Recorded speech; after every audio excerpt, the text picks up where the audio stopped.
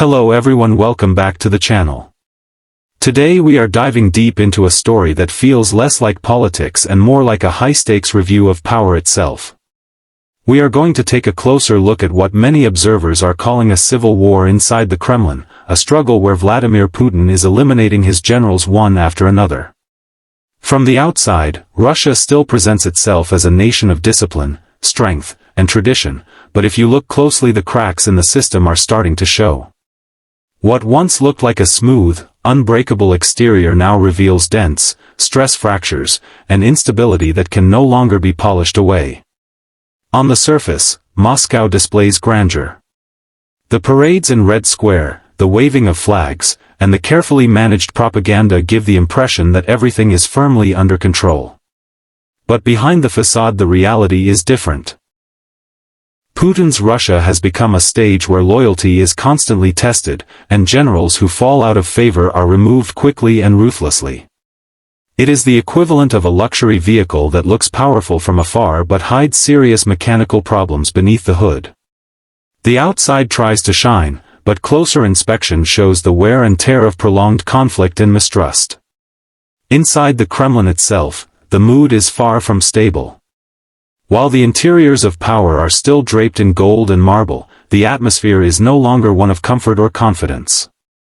Short meetings, hushed conversations, and hidden rivalries dominate the space. The seat of power that once felt solid now feels more like a cramped cabin where paranoia replaces luxury. Generals and advisors who used to sit securely find their positions slipping away overnight.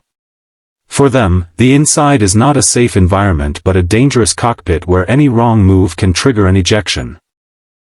The performance of this system is showing signs of weakness. In earlier years, the Kremlin ran like a powerful engine, executing commands with precision and maintaining a strict hierarchy. Now, with generals being dismissed or disappearing one after another, the chain of command struggles to remain efficient. Military campaigns abroad are affected by constant leadership changes, and the smoothness of operations is compromised by distrust.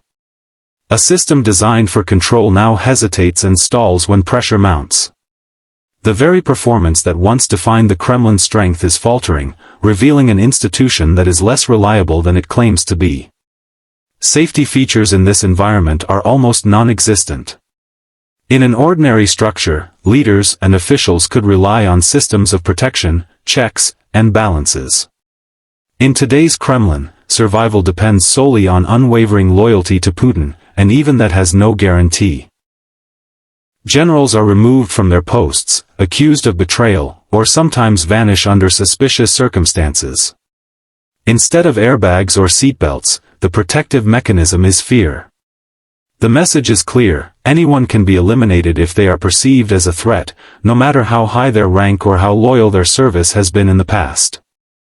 The unique selling point of Putin's Kremlin has always been the projection of absolute control. For years, the narrative has been that the leadership is united, disciplined, and untouchable. This image has served as the foundation of its strength both domestically and internationally. However, as generals continue to be removed, that very brand is collapsing.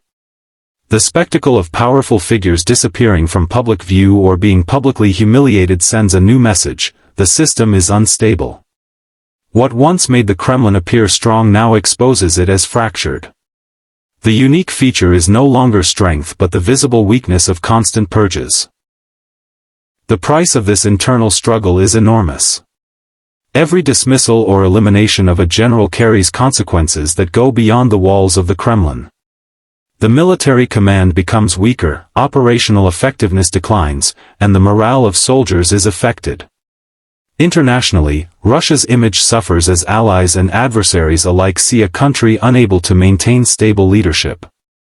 Domestically, ordinary citizens pay the price through economic hardships, restricted freedoms, and the weight of ongoing conflict. The cost of keeping the current system intact is carried not by those in power but by the population at large. This cycle of eliminations also reveals a deeper truth about the system itself. The Kremlin is no longer a place where strategy and governance dominate, it has become a battleground for survival. Each general who disappears is replaced by another who must prove absolute loyalty while living under the constant threat of being the next to fall. It is not a sign of strength but of fragility. A leadership confident in itself does not need to remove experienced commanders so frequently. The pattern of eliminations demonstrates a fear that the real threat comes not from the outside world but from within the walls of power. Observers around the world see this as a dangerous sign.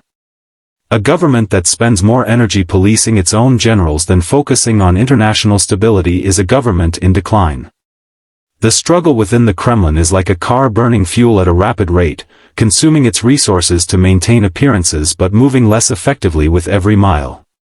The cycle is unsustainable, and the breakdown becomes more likely with each passing purge. The wider implications are equally serious. When generals and military leaders are constantly replaced, strategic consistency is lost. Wars are not fought by replacing commanders overnight, they require long-term planning and unified leadership.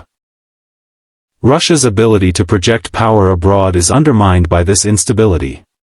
Enemies see the weakness, allies question the reliability, and the world begins to doubt the strength of a system that cannot even trust itself.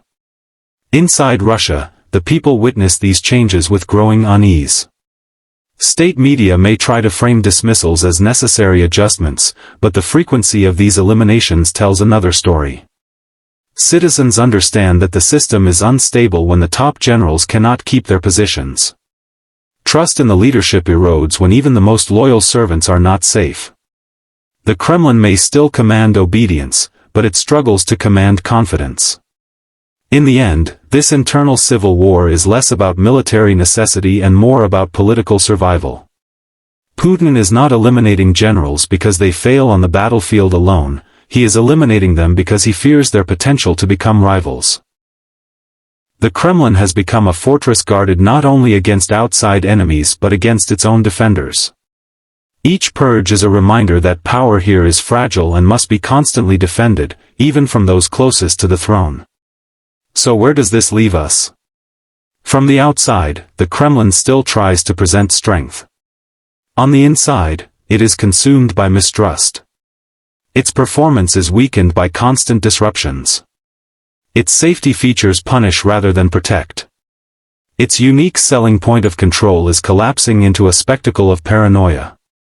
The price of this system is paid in military weakness, international isolation, and the suffering of ordinary citizens. In conclusion, what we are seeing in Russia today is the image of a once powerful vehicle that looked unstoppable but is now breaking down under its own weight.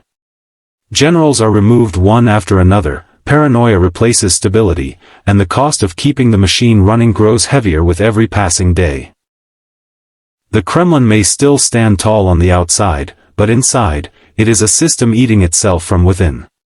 This civil war of power is not only shaping Russia's present but will almost certainly define its future.